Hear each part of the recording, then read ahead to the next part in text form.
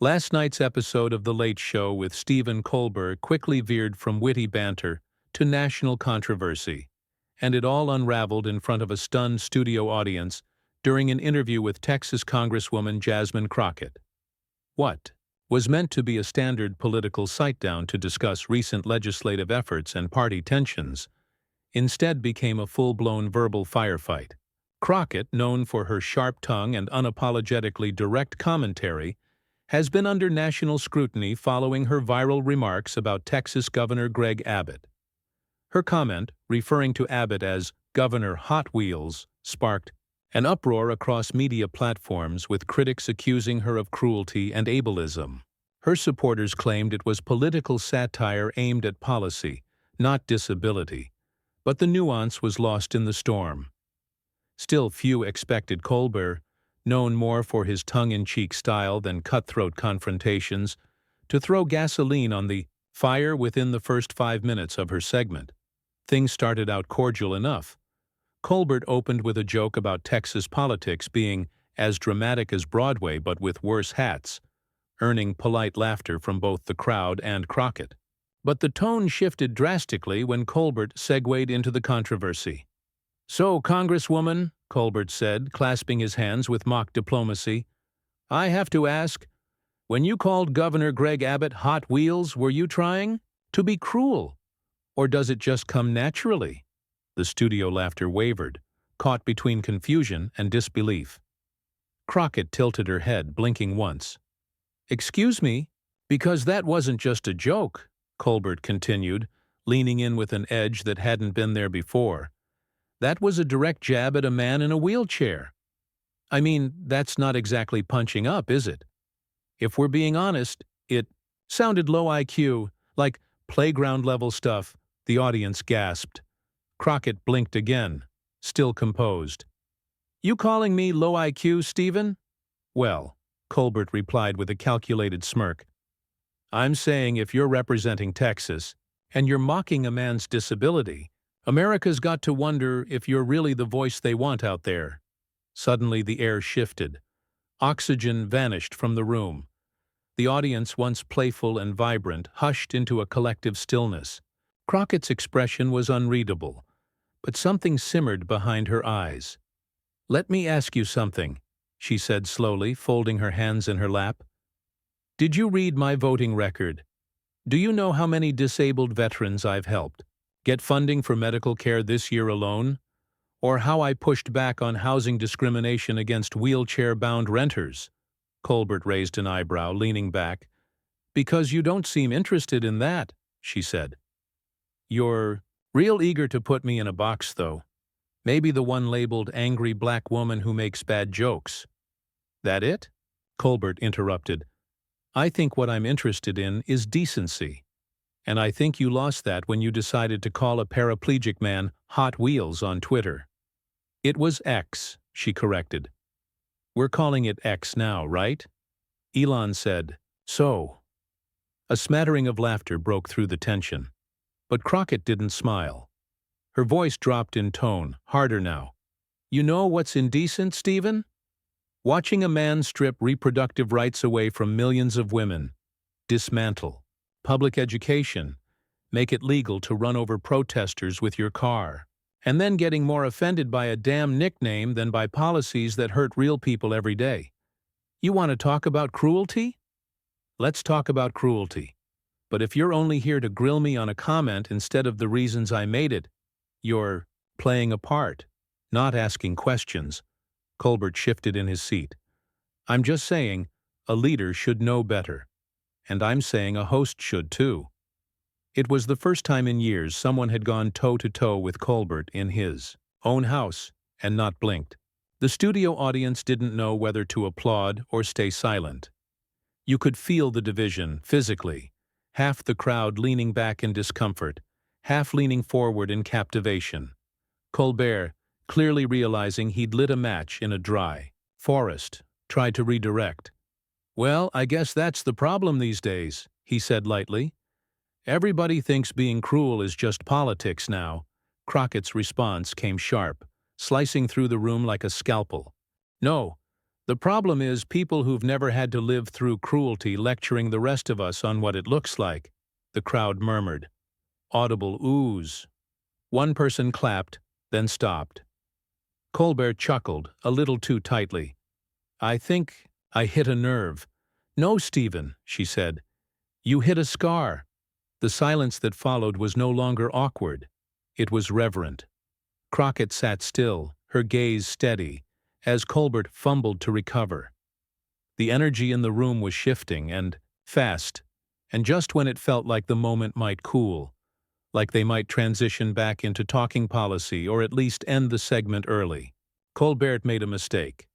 He said with an almost mocking chuckle, "Still waiting for the part where you explain how calling a man in a wheelchair Hot Wheels is empowering, not just tasteless." Crockett slowly turned her head toward him. Her jaw clenched, and that's when everything really went off the rails. Jasmine Crockett didn't flinch. She didn't look away. Her silence in that moment wasn't retreat, it was recoil. You could practically feel the tension winding up in her spine like a drawn bowstring. When she finally spoke, the words landed like a steel gauntlet on polished marble. "You want to do this?" she said quietly, her voice rich with restraint, the edges trembling with fury. Colbert, perhaps mistaking her calm for concession, gave the kind of smug half-smile that normally plays well on camera. But this wasn't the normal back and forth. He'd misread the room, and her, spectacularly. "I'm just trying to give you a chance to clarify," he said, holding up both hands like a peace offering wrapped in sarcasm. "Or walk it back. Your choice." Crockett let out a sharp breath, a sound somewhere between a laugh and a scoff. "You think I came on here to get scolded by a late-night court jester in a blazer?" she snapped. "You think I need you to offer me a path to redemption? I don't need you to absolve me, Stephen. I didn't ask to be on trial," the audience murmured again. You could hear the shift, nervous giggles giving way to the kind of awkward, strained silence that makes producers sweat in the control room. Colbert adjusted his tie, still aiming for that balance between irreverent and authoritative. "Well, maybe you should have thought about that before saying something a fifth grader would get sent to the principal's office for." Crockett's mouth dropped open slightly, just for a second. Before she leaned forward, her voice slicing through, the set like a scalpel laced with dynamite. "You want to talk about fifth graders, Stephen? Let's talk about the actual fifth graders in Uvalde, Texas. Children who were slaughtered because Greg Abbott was too cowardly to stand up to the gun lobby. Where was your righteous indignation then? Where were these questions when Abbott signed bills loosening gun laws days after the massacre?" The crowd reacted audibly now. Gasps. Someone shouted, "Say it!" from the back. Colbert tried to pivot. "We're not talking about—" "No, you brought up decency," she shot back. "You called me low IQ on national television. You, a man with a platform, using it to moralize from a studio in New York while Texans die under policies you won't even name. You want me to answer for a nickname? I'll answer. But first, let's make sure we name what the hell we're really talking about." She stood up slightly in her chair, one hand gripping the armrest. Her voice dropped, raw and exact. "I called him Hot Wheels not because of his disability, but because of how recklessly he's been driving Texas into the ground. It was a metaphor. It was pointed. And yes, it was provocative. Because I've watched this man make decisions that hurt women, children, immigrants, teachers, the poor, and yes, even the disabled. So no, Stephen, I'm not sorry for using a sharp tongue when the blade of his policies is so much sharper." Now Colbert looked uncomfortable. His eyes flicked to the producers off camera. He tried to reset, smiling tightly. "Well, that's certainly one way to spin it." Crockett's nostrils flared. "Don't you dare reduce that to spin. You want to talk about what's low IQ? Let's talk about the assumption that a black woman with strong opinions must be ignorant. Let's talk about how quickly people like you jump to police our tone while ignoring our substance. I came here to discuss legislation, policy, hell, even culture wars if you wanted. But instead, you invited me on this show to be your punching bag. And I don't think you expected me to punch back." Colbert paused. It was the first time he looked like he regretted something. Not because of the optics, but because he realized he was losing control of the narrative. "I didn't invite you here to be a punching bag," he said. "But if you can't take criticism—" Crockett interrupted, her voice now cracking. "Just slightly, not from weakness but from weight. You think I don't take criticism? I've had death threats. I've had people show up at my town halls waving Confederate flags. I've had donors pull support because I dared to say that racism still exists in this country. I've lived criticism, Stephen. It's built into the job.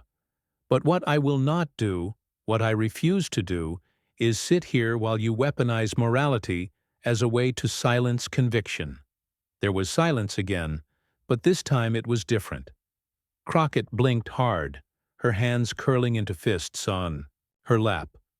A single tear tracked slowly down her cheek. She didn't wipe it away. "You sit in a building with state-of-the-art cameras, an Emmy in the wings, and an applause sign above your audience. I walk into rooms where mothers beg me to save their sons from deportation, where veterans in wheelchairs can't get access to ramps, let alone health care. So excuse me if I'm not too concerned with whether or not you liked my tone." Colbert looked visibly rattled now. His next words came out more cautiously. "I think you're making some fair points. I do. But I just think the name-calling—" "I'm sorry, but you called me low IQ first," she snapped, now standing completely. "So if we're grading decency, you failed before I even opened my mouth." He opened his mouth to respond, but Crockett was done. She reached down, picked up her mic pack, and began unhooking it with hands that trembled, not from fear, but from adrenaline and righteous indignation. The stagehands froze, unsure whether to intervene or step back. Colbert, still seated, made a final attempt. "Jasmine, wait. Let's just finish the segment." She shook her head slowly, deliberately. "No, you don't get to demand grace and then deny it. You wanted a spectacle? You got one. But don't confuse it for surrender." Then, without another word, she placed the mic on the desk, turned her back to the host, and walked off stage. The studio was left in stunned silence. No outro music played, no applause. Only the heavy, undeniable aftermath of a moment too raw, too real, and too powerful to package neatly into late-night television. And as she disappeared behind the curtain, her parting words echoed not in sound, but in impact. The audience sat in complete silence, as if the very act of clapping would be a betrayal of something sacred they had just witnessed. Colbert, typically masterful in steering the chaos of live television with humor and charm, looked momentarily lost, eyes fixed on the empty chair across from him like it had just come alive and slapped him. The band, unsure whether to cue music, remained frozen. The control room scrambled to fill time, while producers whispered frantically in each other's earpieces, unsure if they had just aired one of the greatest talk show moments of the decade or set fire to a brand. Colbert shifted in his seat, forcing a dry swallow. "Well," he muttered into the void, "that escalated quickly. No laughter, not even a nervous chuckle." He tried again. "We'll be right back." But the moment was already uncontainable. What aired next was a hastily cut commercial, a jarring contrast of cheery jingles and smiling families selling laundry detergent, as if the world hadn't just tilted on its axis moments ago in Studio 54. Backstage, Jasmine Crockett stood alone in the dim corridor leading to the green room. She was still breathing heavily, her arms folded tightly against her ribs like she was holding something in. Something that wasn't anger anymore, but ache. An ache that had years behind it. Decades, generations. A production assistant timidly approached with her coat, speaking softly. "Ms. Crockett, if you'd like to wait before leaving, we can have someone—" "No," she said, wiping the tear streak from her cheek with her thumb. "Thank you. But I'm good. Her voice was steady again, like steel cooled from the forge. Back on stage, Colbert sat alone for nearly a minute before the show resumed, cutting his segment short. In that silence, you could see him thinking, actually thinking. Not the performative smirk he wore when roasting politicians, not the faux pious persona that delivered satirical sermons behind a desk. No. This was a man sitting in the smoldering crater of a confrontation he thought he was controlling, realizing, too late, that he wasn't the one with the power tonight. When the episode aired nationwide just hours later, clips of the exchange hit social media like wildfire. Within 10 minutes, hashtags were trending globally. Crockett vs. Colbert, Hot Wheels debate, low IQ line, and then, simply, scar not nerve. That last one struck the deepest. It became a symbol of the moment Jasmine turned the entire narrative on its head. Not through spin, not with PR-crafted lines, but with lived experience that no editing room could dilute. The commentary began to pour in immediately. Right-wing pundits latched onto the Hot Wheels remark again, weaponizing it for their base. But their clips lacked the full segment. Their context stopped where their outrage began. Progressive voices rallied behind Crockett, not to excuse the comment, but to defend the context, to hold space for what it meant to wound out loud in a world that so often demands oppressed people remain silent, polite, digestible. Editorials were already being written before dawn. Civil rights groups tweeted their support. Even veterans associations weighed in, some condemning her, others expressing solidarity for her broader advocacy on disability rights. The public was divided, but engaged, fiercely. And then something unexpected happened. The next morning, the Late Show issued a statement. Not from CBS, not from the network's PR team, but from Stephen Colbert himself. Last night's conversation with Congresswoman Jasmine Crockett did not go the way I expected. And maybe that's a good thing. I failed to navigate a difficult topic with the care it deserved, and worse, I opened with personal attacks instead of curiosity. That's on me. The truth is, Jasmine Crockett spoke from pain, from truth, and from the kind of honesty we rarely allow in public discourse, especially from women of color. Whether you agreed with her or not, she showed courage. And I need to do better. I hear her. I learned from her. And I hope our viewers did too. The statement went viral. But even that wasn't the resolution. Because this wasn't about reputations or redemption arcs. Later that day, Jasmine Crockett held a press conference. Not in a hotel ballroom or Capitol Hill briefing room, but outside, a community center in South Dallas, surrounded by constituents. She didn't lead with an apology. She didn't offer excuses. Instead, she addressed the incident like she addressed her district, head on. I used words that were sharp, and I understand how that landed. I will never make light of anyone's disability, because I've fought too long for the rights of people who are treated as less because of how they move through this world. But I will not be told to sit quietly while men like Greg Abbott use their positions to hurt the most vulnerable. If my tone overshadowed my truth, then let's focus on that truth now, because the real problem isn't what I said. It's what I was trying to call out. Her voice broke slightly, just as it had on stage. She paused, gathered herself, then finished. If we're going to build a better future, we need fewer scripts and more scars. Because the people I fight for don't have the luxury of being polite anymore. And in that moment, the story stopped being about a talk show segment or a viral insult. It became something else entirely. It became about the cost of conviction, the battle between performance and principle, the uncomfortable, often painful collision between morality and optics, and how sometimes the people who get invited into a conversation aren't expected to speak, just to sit and smile and thank the host for the platform. But Jasmine Crockett didn't follow that script. She tore it in half and brought her own. And whether you agreed with her or not, whether you winced at her words or stood up and clapped, no one could deny the truth of what happened on that stage. One woman stood her ground. One man realized his wasn't as solid as he thought. And America, for one night, had a conversation. That actually mattered. The curtain fell. The stage dimmed, and Jasmine Crockett walked off. Not just from a show, but into a national moment of reckoning.